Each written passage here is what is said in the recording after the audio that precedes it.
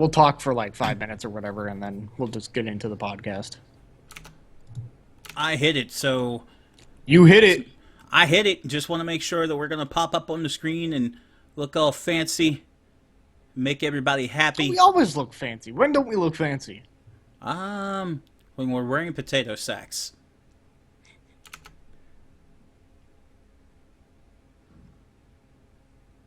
I just silenced everything. Oh well. When we're wearing potato sacks, everybody's like, wait, when the fuck did... It didn't happen. Poll is losing their mind. The 4chan board.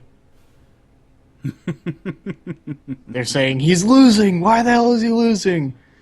One person said he's 70 and he still won't do his homework when he's told. Because he's kind of an asshole? Generally, that's the case. No one will vote for him. And anyone who's voting for him is too stupid to understand what he's saying, or they're doing it as a joke vote, which scares the hell out of me. Which is just stupid. Scares the hell out of me. So if you want to vote for Johnson or Jill Stein, like legitimately or as a joke vote, that's more safe. Yeah, but at this point, people are even mad when somebody does that. Which makes they don't want anybody to take the risk. I mean, I could understand that. I'm not going to begrudge people for that, and I'm not going to begrudge people who decide to go third party because it's your right to do that. Like, let me say this. If it were any other Republican candidate, maybe outside of Ted Cruz, like, I would feel more secure about this election. Right. But I thought you were going to say you would vote. I'm like, I will never vote Republican. If you have an R next to your name, we don't work together. Right, of course. But I mean, if a Republican like, say, Marco Rubio or Carly Fiorina or whomever, like Jeb Bush, I might feel a little bit safer with that commander-in-chief. Like, I'm not going to be happy, but it's not batshit insane. And not too long ago, I mentioned this on Facebook. Because we thought that okay. that Let's hear it. party, we thought that party was already insane, you and I. But this is a whole nother level. No, I don't think they're insane. I know they are. Well, I mean, no. Like, what they had as a narrative before Donald Trump, we thought that was the pinnacle of insanity. Yeah. This, no pun intended, trumps it. Like, no pun intended. well, I mean, no. Like, there's no other word to describe it. Like, it's odd to see this happening currently. Well, I would say the biggest issue I have, and the reason why I will not vote Republican, regardless of what's going on, is you've got a group of people who can look at data, and they can see time and time again where their policies are not falling into place with, the data and reality and things like that, and they say, no, fuck it. We're going to keep doing what we want. And to me, that's either arrogance or stupidity. Mm-hmm. Whichever one you want to say. And I've got no time for fuckers like that. And that's just the way I feel about it, because I've read all of this data. I went and got a political science degree, and we looked into the history of different things like that. And time and fucking time again, they keep saying the same thing that doesn't fit the rhetoric. Ronald Reagan was the biggest hypocrite when it came to that, because he had this rhetoric. He preached it the entire time. He followed next to none of it. Mm-hmm. In terms of policy, you gotta keep taxes low and, you gotta balance the budget. While he's sitting there spending like a madman, borrowing like crazy, he just turned it into a fucking circus. Yeah. But he's gonna keep preaching that. Fucker, you don't even follow it. How are you gonna preach it? No idea. So that's the reason why, in terms of it, I mean, aside from the nastiness and everything else, because you could say, well, there's nastiness on both sides, fine. Well, let's get down to the policies and how Republicans say one thing and never fucking do what they say. Mm-hmm. So that's how I feel about that. And then the other thing I was going to say that's scaring me in terms of the upcoming election and everything. You've got these people that want to say they're liberal or they're Democrats, but they go and they rail against what they call social justice warriors and all this other stuff, and they're like, oh, I'm liberal, how could you say I'm not? No! Fucker, if you are a person that, like, hates liberalism and social justice as openly as you do, you're not liberal. You are a conservative, and you're very confused. And that's the problem. There's so many people out there. I mean, some of them, they've finally embraced it, and they're like, libtard and all this other stuff. But there's a lot out there that still want to say, no, I'm liberal. No, you're not. No, you're not. You just want to think you are because you've heard that Republican is a bad word. Yeah. So that's my soapbox. Well, stay on that soapbox, because we're about to begin here. So, welcome to this edition of Super Reset Brothers for September the 29th of 2016. I'm Tanner Larson. With me is Patrick Braden. We're going to not start off with a little bit of shenanigans this week, because we do have some political type of news. Like, this is as political, I think, as we will get on this show. And I think that's safe to say, given how we kind of condone ourselves in some way on this show anyway. But if you haven't paid attention to what's going on in the United States, if you're not from this country, or if you're from this country, what's going on in this country, there has been heated debates between Republicans and Democrats and third parties who support maybe even the Libertarians or the Green Party, that all whatever you stand on, we're all divided right now. And I think more so than ever that this industry, the gaming industry or technology industry even, is very secretively conservative in a sense. I feel like you would agree with me on that. Like, there is some kind of like secret club.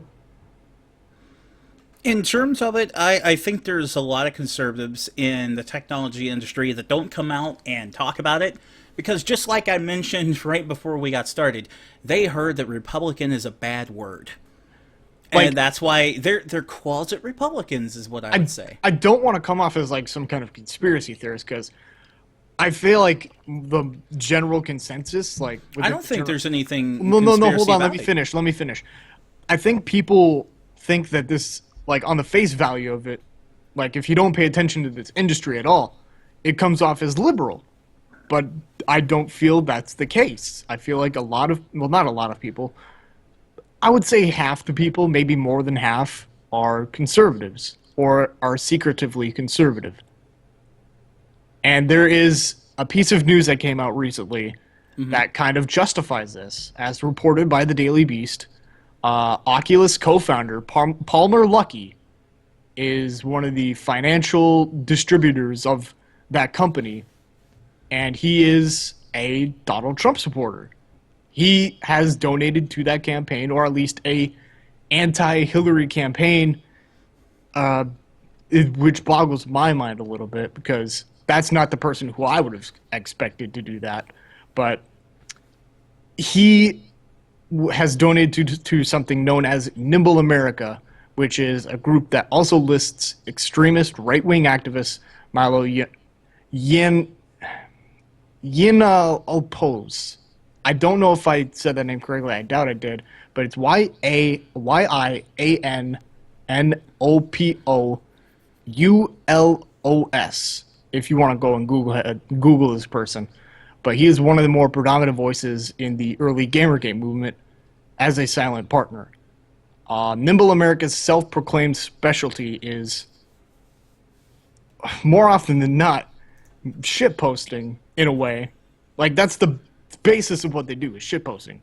Which, in this case, includes the creation and dissemination of lowbrow jokes to paint the rival candidate in unflattering light. The fallout in the video game realm has been quick. According to multiple sources who wish to remain anonymous, some Oculus employees tendered resignations after hearing the news, with other potential job candidates withdrawing their applications. Some studios scheduled to release virtual reality games on the Oculus platform even abandoned those ambitions. Like, this is huge. Like, Polytron. Polytron is a huge example of this. Whether you think highly of Phil Fish or not, like, him to pull out of this project is massive news because they're set to release Super Hypercube and Fez to the Oculus, and now that's not going to happen because of what has come into light. And it's dangerous tiptoeing if you do this kind of stuff, whether it's one candidate or another. But I think, here's what I think. If he were to donate directly to either campaign, I don't think it would have made much of news.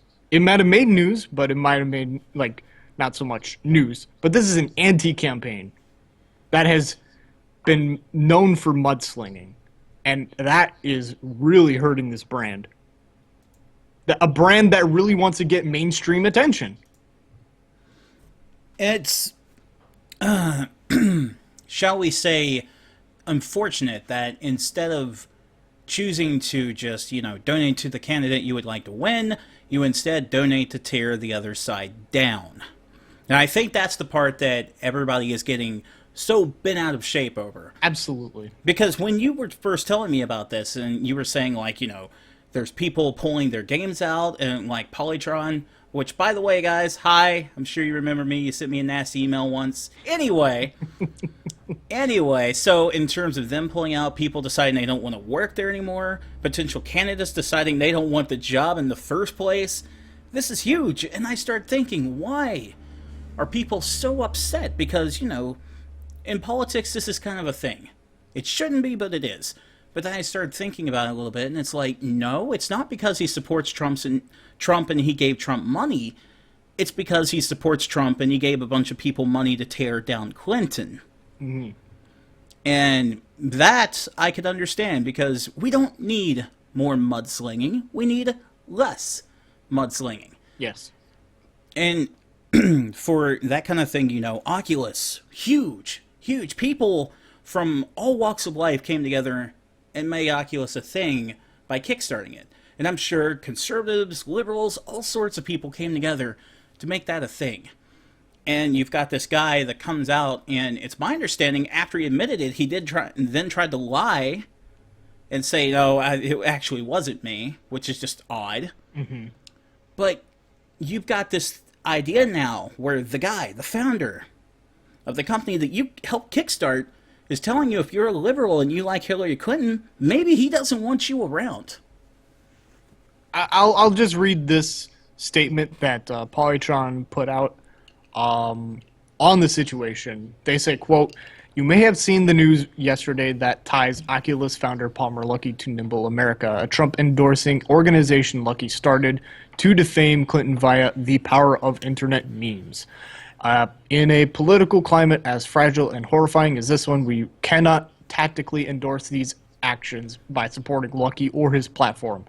In light of this, we will not be pursuing Oculus support for our upcoming VR release, Super Hypercube. If you are a voting citizen of the United States, please remember to register and make your voice heard this November 8th. Do not let bigotry, white supremacy, hate, and fear win," close quote.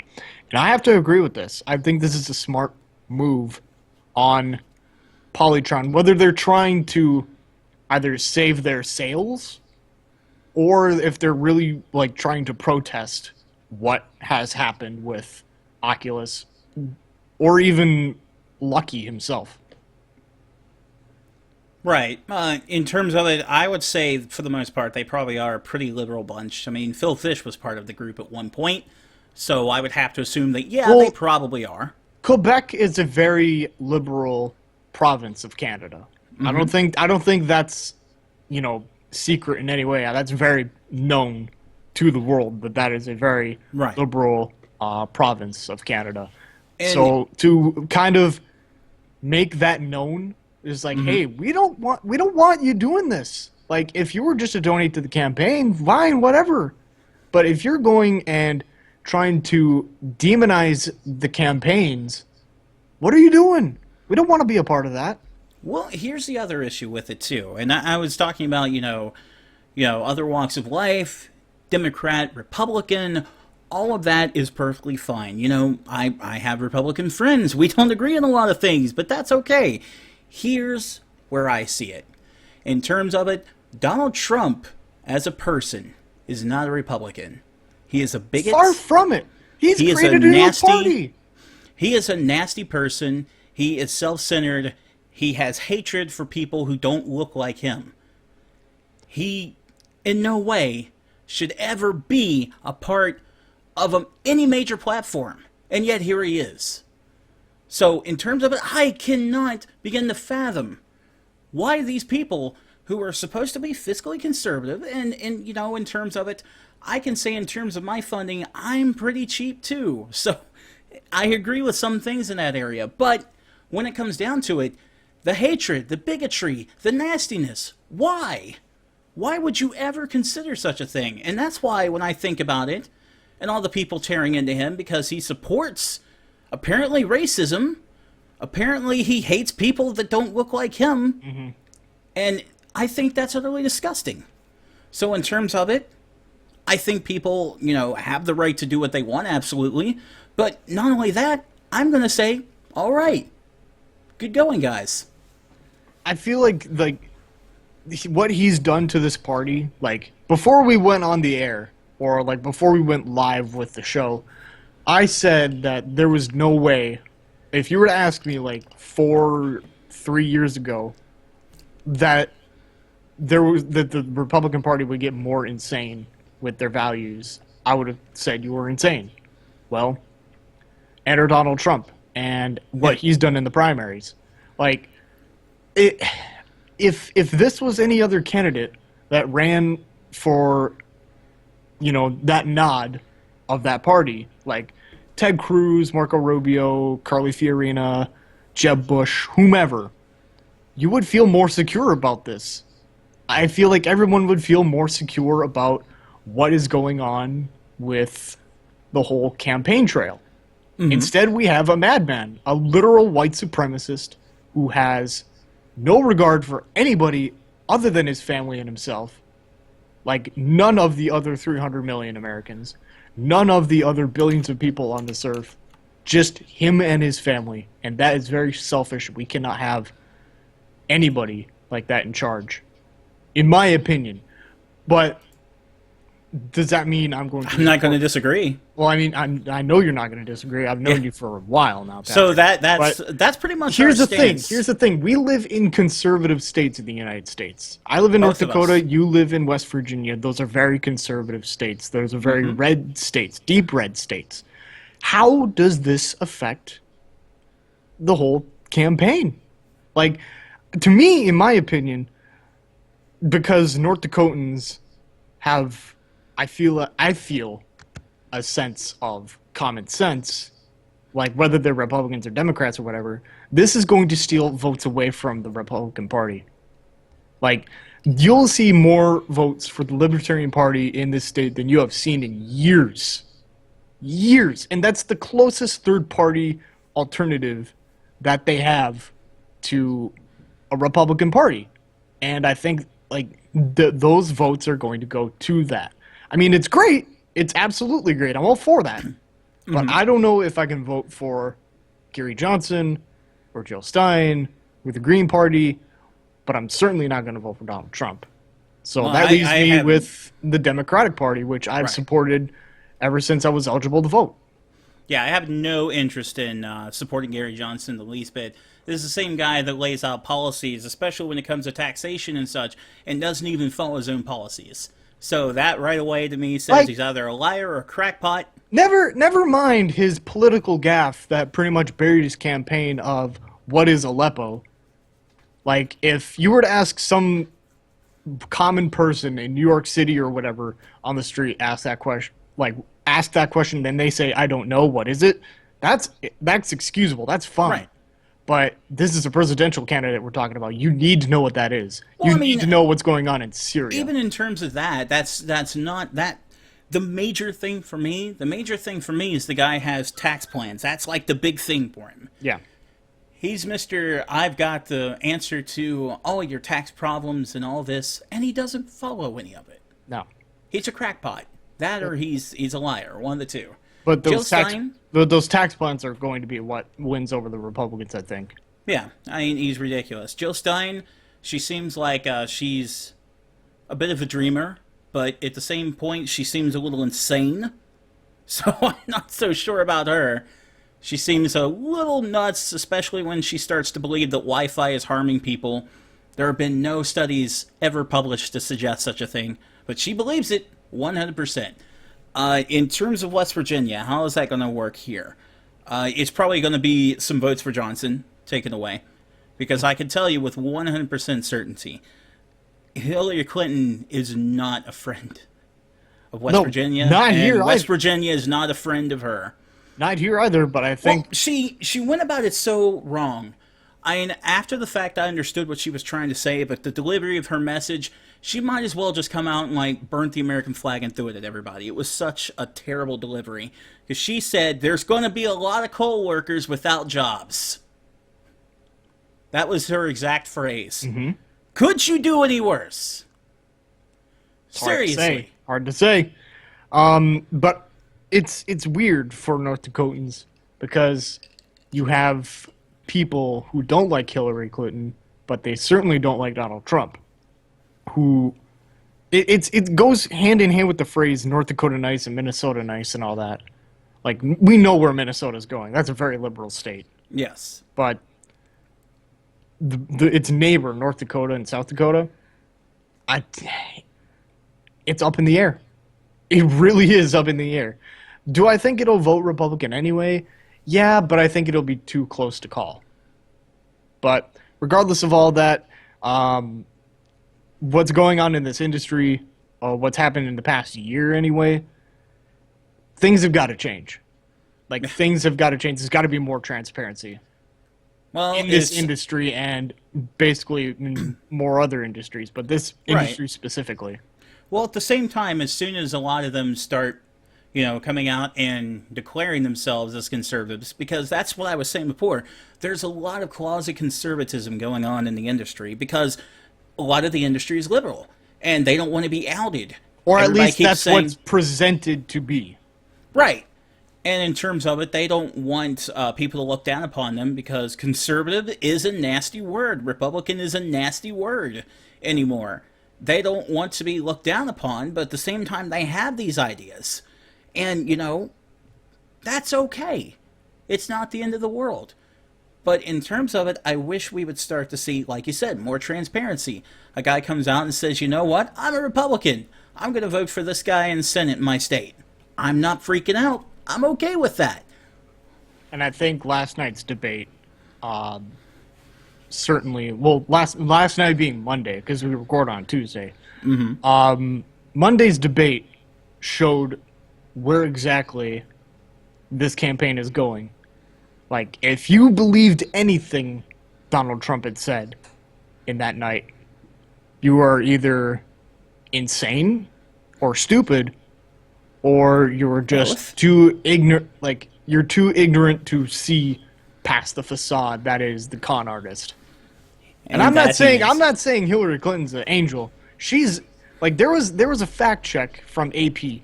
Donald Trump lied in that debate 36 times, which is unprecedented in a debate. Right. It's unprecedented. There's never been a number that high. Yeah. At the same time, Clinton's not an angel. She will 100% pass the TPP. I promise. She lied 6 times. There were like 6 fact checks on her. But 36? Come on. How are you going to take this candidate seriously? Yeah, just to get that out of the way, will she pass the TPP? She says no now, but she will. I promise. She'll attempt. I'm certain she will. But she will attempt to. Yeah, but we'll see. It all really depends on the Senate and the House. It really does. And I think with a large turnout, it's either going to go one way or another.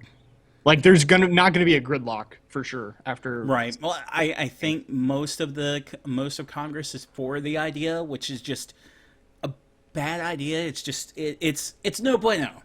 Let's just put it that way. And I fully believe she's going to try and push it just like the current president we have, because they've all gone fucking crazy and think that this is a great idea. But I digress. Yes. Let's kind of segue into a bit of a lighter note, but still Yeah. kind of important. Politics are done. Politics are done for now, anyway. We'll move on to sports, which is something that I really like to talk about. Add an E in front of it. But this is huge for this industry because recently there have been NBA teams, National Basketball Association teams, going out of their way to buy legitimate esports brand names. Like, for example, the Philadelphia 76ers. Yes, those Philadelphia 76ers, the one infamous for knowing or having Allen Iverson, the answer, on their team, have acquired Team Dignitas and Apex Gaming's League of Legends team, which will compete under the same name of Team Dignitas. That will be merged and managed by the basketball operation that is the Philadelphia 76ers. So this is unprecedented. For the first time in Philadelphia 76ers history, not only have they purchased an esports team, they're committed to winning for once. Because let's go back, and I'm gonna throw out some sports jargon knowledge here. Because Allen Iverson left in 2006. That was the last time they had a major superstar on that team. And I'm going to say the records after Allen Iverson's departure. And I'm even going to include the 2009-2010 season where he came back for a season before leaving for overseas basketball. So, 2006-2007, they were they were ninth in the Eastern Division, third in the Atlantic Division. That was a 35-47 record, so it's not that bad. It was a shadow below 500. Then you have the 2007-2008 season where they finished 7th in the Eastern Conference, lost in the first round to the Pistons, 40 wins, 42 losses.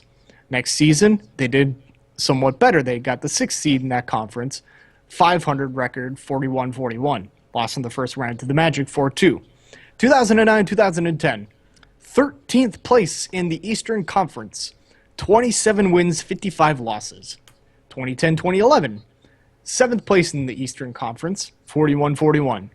2011-2012, shortened season in the NBA, 8th place in the Eastern Conference, 35-31 win record. Then everything starts to drop off after that.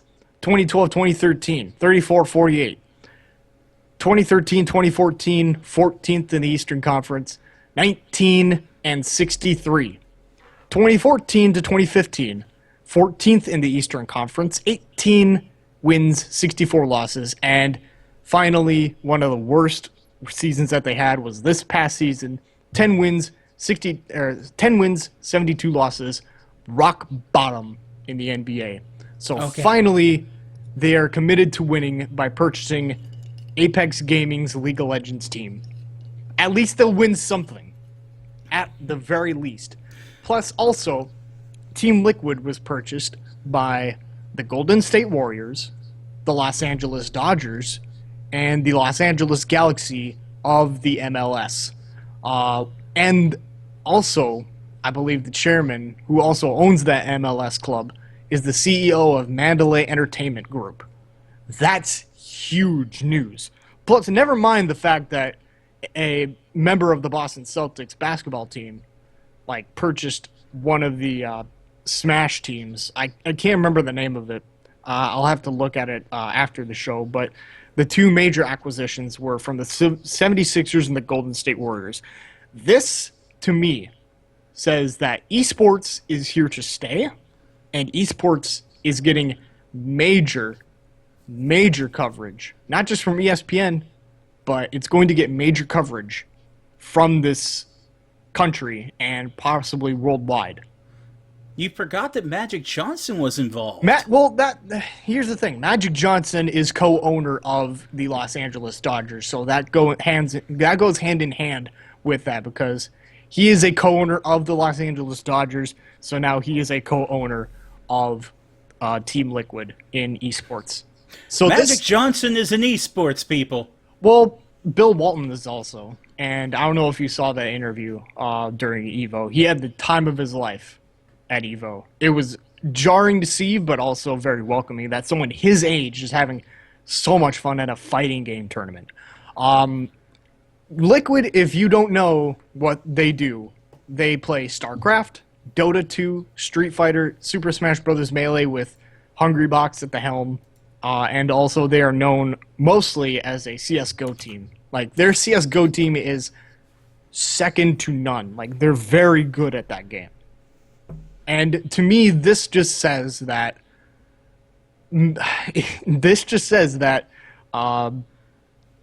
that esports is getting a much larger presence. Absolutely, it is, and you're also right. It is here to stay when it comes to, people of that caliber, putting investment into it and bringing it to the limelight. Mm-hmm. It's awesome to see that, like, because the big thing with esports is, you've heard this time and time again. We all have. It's not really a sport. It's not real. You shouldn't follow it, etc., on and on. Here's my argument. Hold on. So the funny thing with this is, you've got people who are in professional sports. You've got the experts in professional sports that says, "Hey, this is going somewhere. We want in on this." I feel like when you have to take poker seriously, when it was getting a much larger presence in the late 90s and early 2000s, then you have to take this just as seriously, because poker has not gone away. No, poker's popularity has not gone away. It's very popular still. It's still on TV. You can watch it right now. And I mean, fuck, Magic the Gathering has right. been on ESPN. Right. But with esports now, with Evo starting to get on ESPN more, or ESPN2, whichever you want to call it. ESPN has not been a stranger to esports. They've helped out Major League Gaming back in the mid-2000s to late 2000s, and possibly into the 2010s. But regardless of that, they started their own like brand of coverage, like ESPN Esports. So this is huge. This is major. Like, this, anybody who's in the esports scene is getting a lot of coverage and a lot of eyes on them. Like, just imagine if this was the case back in 2004 when Evo Moment 37 happened between Justin Wong and Daigo. Right. That would have gotten huge ratings. Oh yeah. That would have gotten huge ratings. Nobody has seen something like that since. Plus, it's just fun. That's Absolutely. the way I would put it. It's fun to watch. What's that the reason why people watch sports? What's in the name of ESPN? The first letter, E. Entertainment. Entertainment. And people are mad about this. I don't know why. It boggles my mind why some people, like, if it doesn't fancy, like, your cup of tea or anything, that's fine, whatever, I don't care. But you can't say that is it, like, getting major prominence now. That's just ignorant. That's foolish. I'm not the biggest sports fan in the world, so I'm going to hold some of my opinions to myself so I don't upset those sports fans. So, going to keep that to myself. But I'll say that esports, even if you don't take it all that seriously, it's still super fun to watch. And isn't that the reason why you guys watch sports? Because you like to be entertained? I would certainly hope so. Otherwise, there's some questions to ask. Unless you're watching sports to gamble, but then again, I suppose you could do that in esports too, now couldn't you? You could. Technically, you could. So, what's the complaint? I don't get it. Because it's not some dude beating like a ball with a fucking baseball bat? Come on. It's fun. Either way. I love watching Mortal Kombat tournaments. I think they're awesome. Mm-hmm. And Evo's awesome. I like watching two guys who really know what the fuck they're doing play StarCraft 2. Because that's just crazy. For people to say that, oh, it's just a bunch of nerds, wasting their time playing video games on ESPN. Do you even know how much time it takes to get that good at a fighting game? Do you even know, like, Justin Wong, let's say, for example, he plays not just Street Fighter, he's played Killer Instinct, he plays Pokken Tournament, he plays Guilty Gear, he's played King of Fighters. This dude is a prodigy. He's a fighting game prodigy, and he has been since he was, like, 15, 14. He goes from game to game seamlessly. Yeah. He is if Tom Brady were to play like baseball and basketball and football as well, plus hockey, that's equivalent to this because it's switching from playstyle to playstyle. Like Killer Yeah. Instinct is not the same as Street Fighter. It is not the same as King Oh, of Fighters. and not even close. Not even close. And he also plays Mortal Kombat X. How does he do it? He rocks. Like, That's people- the best thing I can say. People don't wrap their minds around that. Like, it's weird And I'm to glad say you brought that. that up. Yeah, but here's the thing. Let me finish.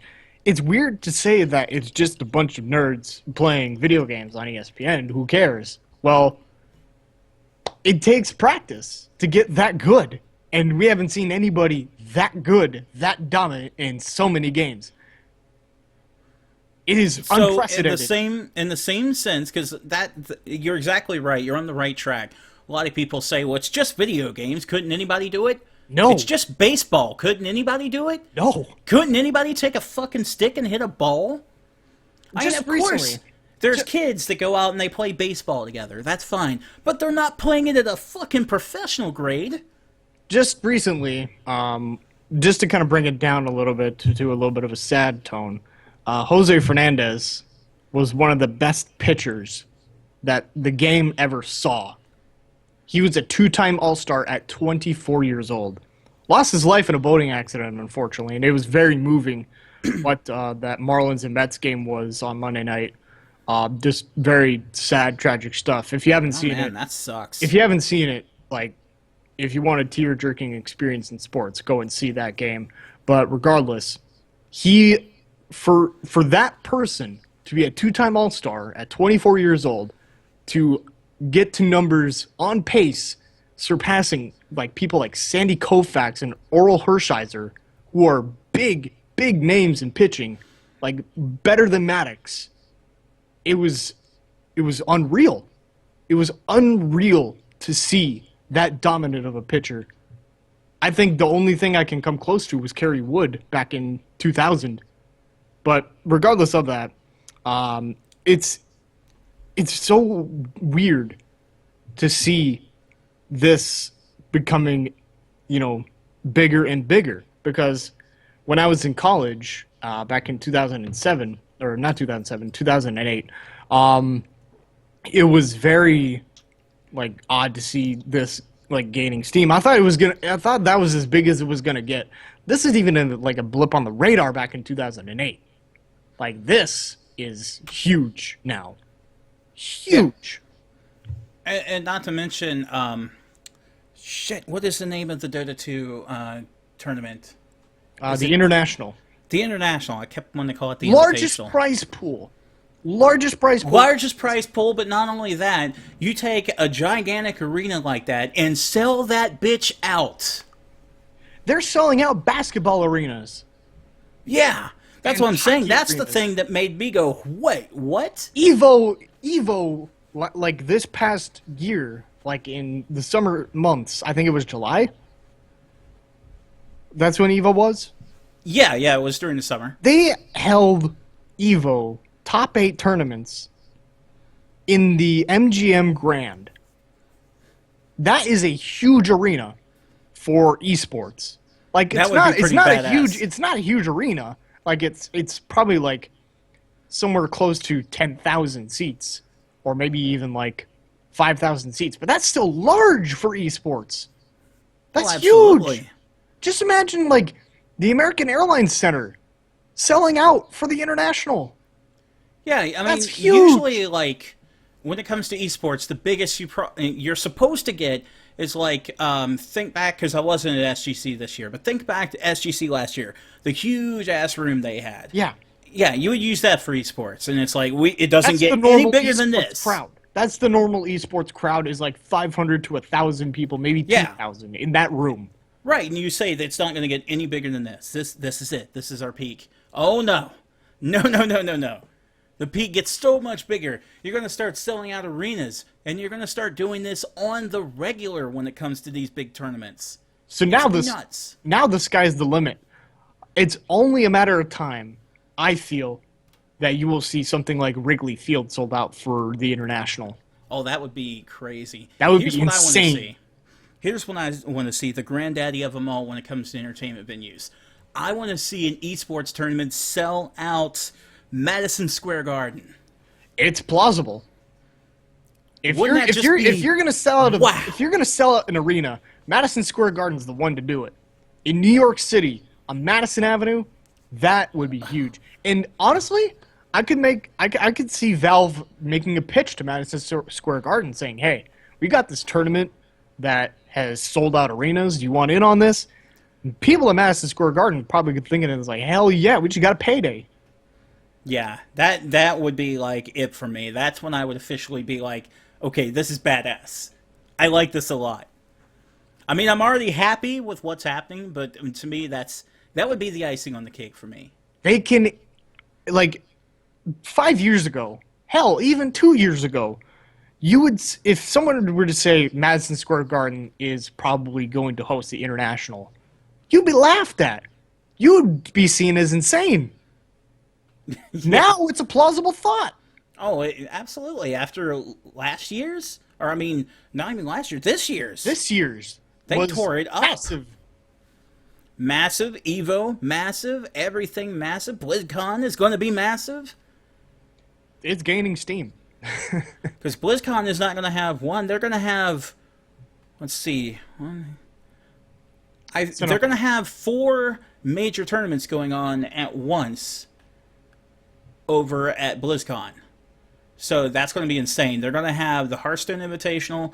They're going to have Heroes of the StarCraft Storm. 2, Heroes of the Storm, and they're going to have the big kickoff when it comes to. Let's see, I already said that. Now I'm all messed Overwatch? up because you took one off me. Overwatch? They are going to have an Overwatch tournament, but that's not what I was thinking of. Okay. WoW Arena. There we go. That's Yeah. the last one. So Only the I'm biggest sorry, game that 5 they have. tournaments. 5 major tournaments going on at BlizzCon, and all of it's going to be. I'm going to throw this out here because I'm also the one that's buying it. In terms of that, if you can't be there, which most of us can't because limited capacity, get the virtual ticket.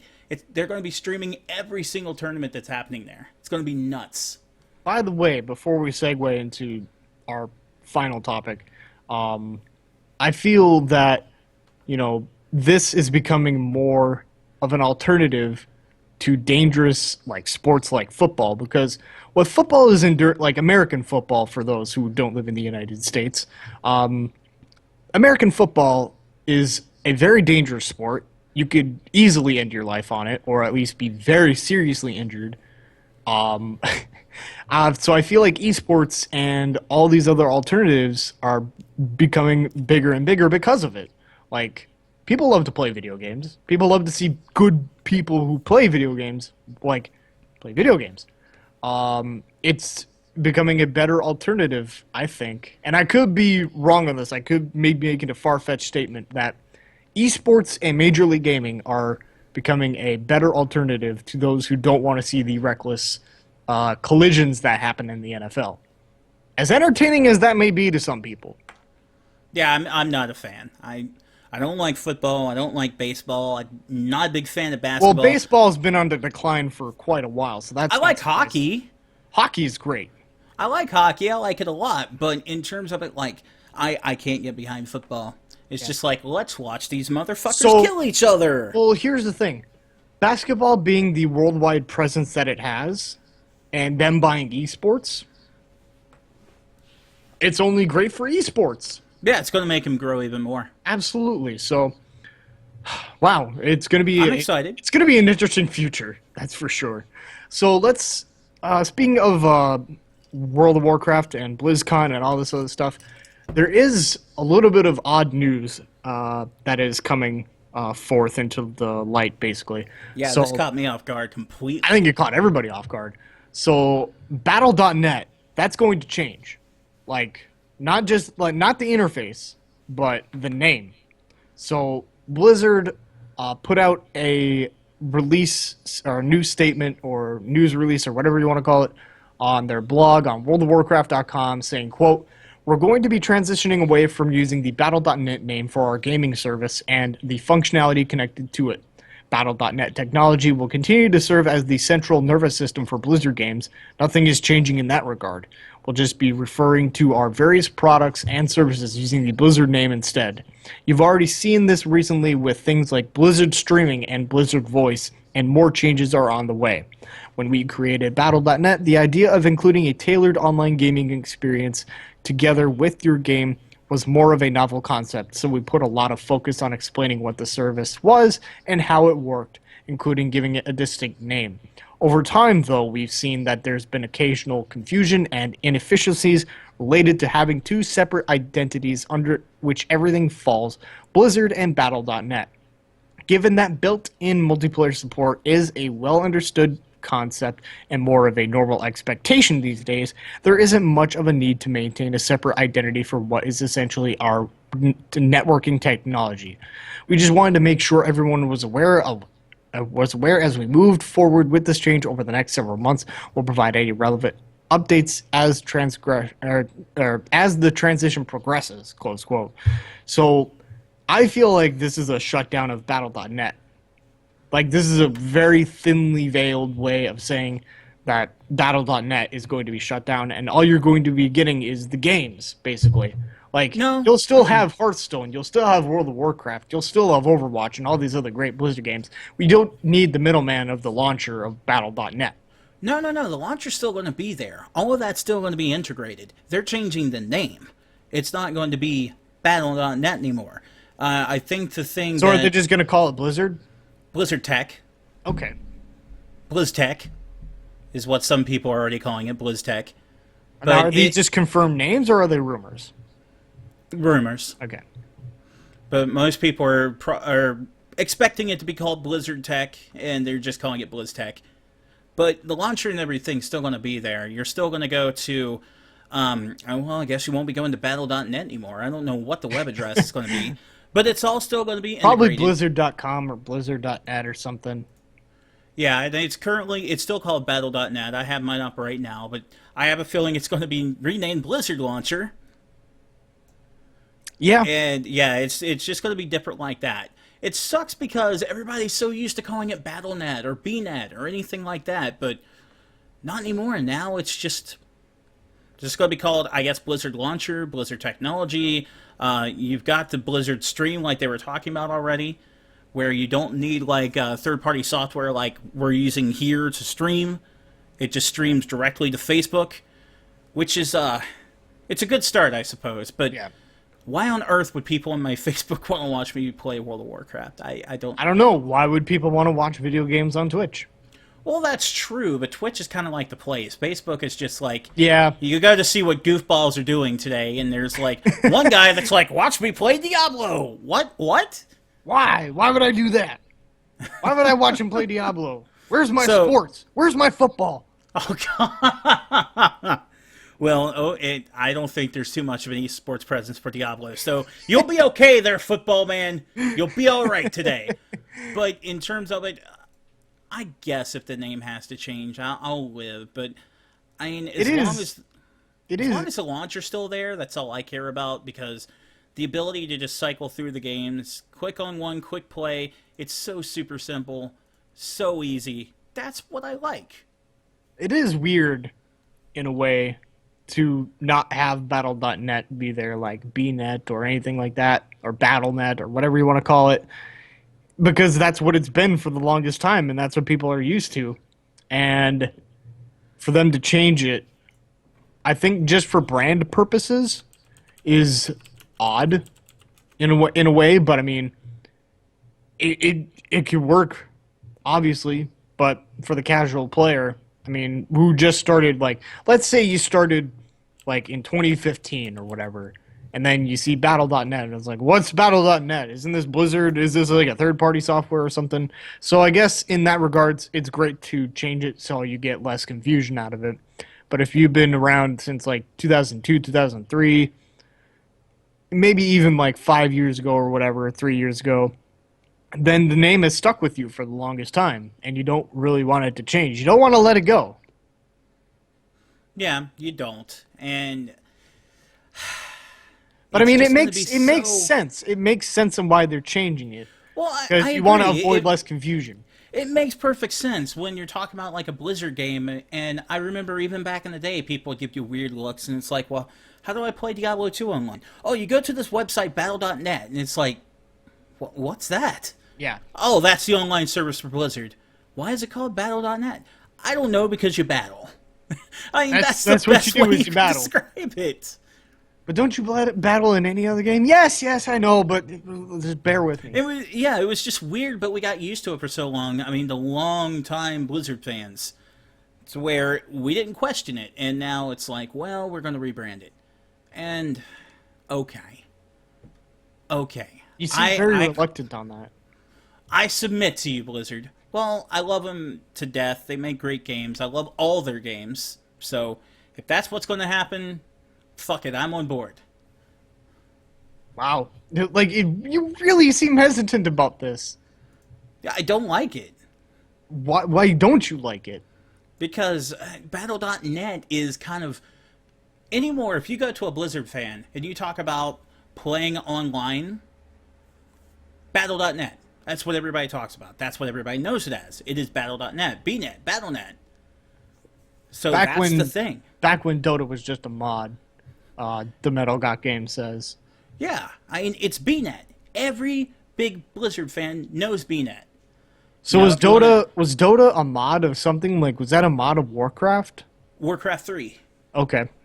Yep, it was a mod of Warcraft 3. Dota stands for it's either Defenders of the Ancients or Defense of the Ancients. I always get Defense the two of the mixed. Ancients. But it was a mod for not Diablo 3, Jesus, Warcraft 3. And that's where it came down. And then I'm sure people remember the history. It wasn't too many years ago, but Blizzard and Valve had their legal dispute over who owned the rights to the name Dota. Because Blizzard said, hey, it was created on our software, we own it. And they found out just how wrong they were. But they still own it. Well, I mean, at the end, Dota was created. It was made possible because of Blizzard software. But I think in the end, this became a good thing. Because you can love Dota 2 all you want, but the name is fucking horrendous. Dota 2. Well, I don't know. A lot of people seem to like it. Well, I mean, we went back to the International, which is the Dota tournament. The game's fine. I'm sure the game's fine, but I'm talking about the title. The name of that game, Dota 2. Defense of the Ancients. Don't like it. Don't like it at all. I think Heroes of the Storm was so much better. In terms of a title. Opinions. Not in terms of games, so people don't get mad and be like, oh my god. No, I'm saying in terms of the title of the game. I think Heroes of the Storm, much better. Well, all right. I don't have too much to say on that. I mean, Dota is now a Steam property. It's now a Valve property, which you can play for free if you wanted to. That's a little plug there. You can do the same for Heroes of the Storm. That's a free plug for you, Steam. You're welcome. For all the 5 people that listen to this podcast. And Blizzard, I did it because I love you. Well, I'm sure they're listening too. But Chris Metzen is listening after that wonderful send-off we gave him last week. Well, of course, it was a great send-off. Yes. But regardless of all that, we went from political talk to esports talk to slightly lesser esports talk to Battle.net. So I think now is a good time to wrap it up before we get too long-winded, because we are old in the age. At least especially me. In this industry, we're old. Compared to some things. But this has been Super Reset Brothers for September 29th, not the 29th. What am I saying? September 29th, 2016. I am Tanner Larson. And I am Patrick Breeden. And he is going to go play some WoW. I am going to go play some Overwatch. We will see you guys next time. Take care.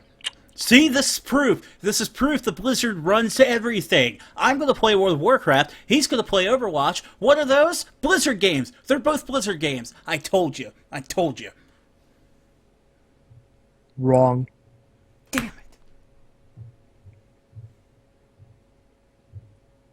Perfect ending. Oh, man. We went from heavy-handed political talk to esports to fluffer peace. kind of, with Blizzard changing their name. You know what Yeah. we just did? We we started out hard and we got soft. No, that's not what I was going for. Now you ruined my joke. Now you've ruined my joke with a better one. You've trumped me. Oh, I've Donald Trumped you. Make jokes great again. God, you ruined my joke, and now I can't complete it. Go ahead. No, I can't because I can't follow that. I can't. I was not going for that. It's better than what I thought, and that deserves everything good about that because that just proves how smarter than, like, that just proves how much smarter you are than I am. I'm gonna go ahead and take a bow then. Thank you. You will not hear me say that often, so relish it. You are Oh, I already am. smarter than me on that. I already Wow. am. I didn't even think of that. That. I. Wow. Started hard. Stop. I hope you edit that. I like that. Just edit that at the end. Like do the outro with the demo and everything. Play the music and then just that's cut what that I'm in. gonna do. That's what I'm gonna do. Cut that in. Somebody's gonna be like, "What the fuck?" That's a little hidden gem for you there.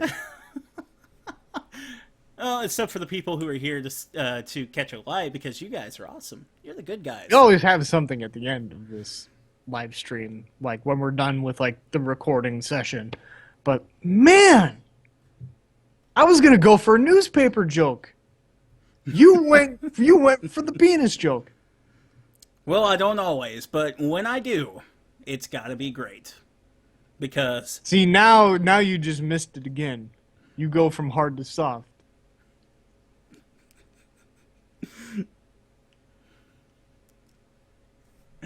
I can't even. But say you it can't. now. But you can't go in raw. You can't go in raw. Otherwise, everything's just gonna get messy. Like I'm the guy that's going to fix all the problems here. I'm the guy that's going to fix all the marriages. I'm great with the marriages. I'm absolutely fantastic with them. Shall I say Wait a this? I minute. think I am. Wait a I'm minute. gonna. I said, where did you know, marriages come into everything play? went from hard to soft. I'm gonna fix that. I'm gonna make it better. Let's make dicks great again.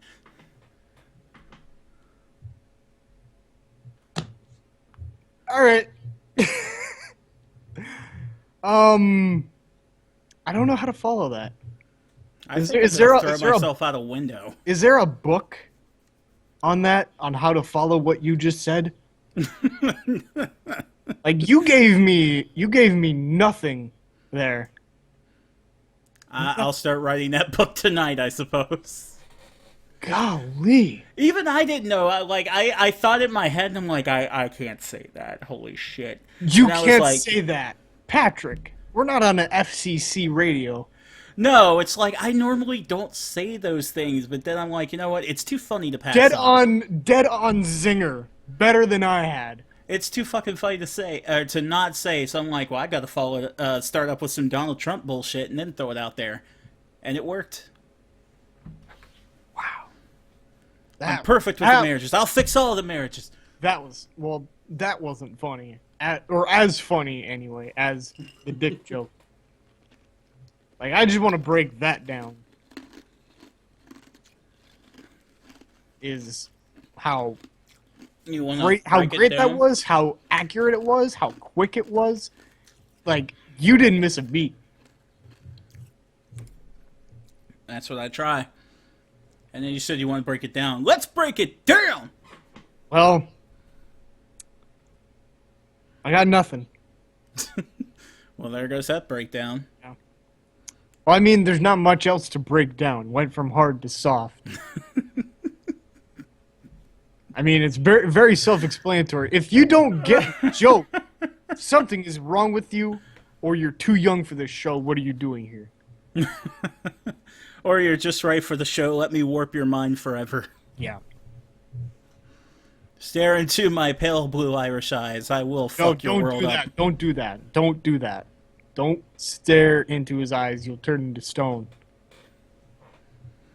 Oh dear God. Okay. That's a Medusa joke. This was a good one. This was a good one. It had a lot of good topics and everything, and then we had a lot of fun at the end. But I'm too young for this show. You're full of shit. I'm getting too old for this shit. I need an adult. Maybe you need an audit, like Donald Trump. Oh. Hey, How- by the way, speaking of getting too old for this shit, are you going to watch the Lethal Weapon show that's debuting? I love the movies. Movies are great. I don't know if the So- TV show is going to live up to the hype, even though it has Marlon Wayans. I'll watch it and see what goes on. I mean, at the same time, like, they are like, here's Gotham, a TV show about Gotham, and it doesn't have Batman. And I'm like, wait. Zero Batman. Yeah, zero Batman. And I'm like, whoa, show- whoa. A show about Batman that has no Batman whatsoever. And it turned out to be pretty good. Yeah. Except I thought in season 2 they smoked a little crack and introduced like way too many fucking characters. But Brandon Link disagrees with me. And I'm What like, does I it don't. say? I thought it was the perfect pacing, and I'm like, I don't think so. I think they just like fucking got a Gatling gun of villains out and just started firing. Well, I mean, he's not wrong. To each his own. Still a good series. I like it. Yep. Yep. So we are going to go ahead and call it quits, guys. By the way, for tomorrow, you all might keep your eyes out on this because Blizzard did say, and we didn't get to this on the show because we kind of ran out of time essentially. But I will be covering about like Symmetra on Overwatch Wednesdays, especially with the recent news that just came out about Symmetra from Jeff Kaplan himself. So I'm going to cover that into a little bit of detail and give my thoughts on that because, as some people do know, that I do like to play Symmetra on Overwatch quite a bit because I have about 30 hours with Symmetra, which is my most played character by far and away. The next played character is Junkrat with like 15 hours, so half the time. Oh, you should also talk about, really quick and we'll end this, you should talk about Zarya going over to Heroes of the Storm, too. Oh yeah, I should, but yeah, I will talk about that briefly at the end. But I will be talking about Symmetra on Overwatch Wednesday, so you can keep an eye out on that for tomorrow, late afternoon, probably evening. Sounds like a plan. All right. Well, I just wanted to get that plug in there, so you can go ahead and end the show now. You can unplug the show. Unplug! Ha ha ha ha!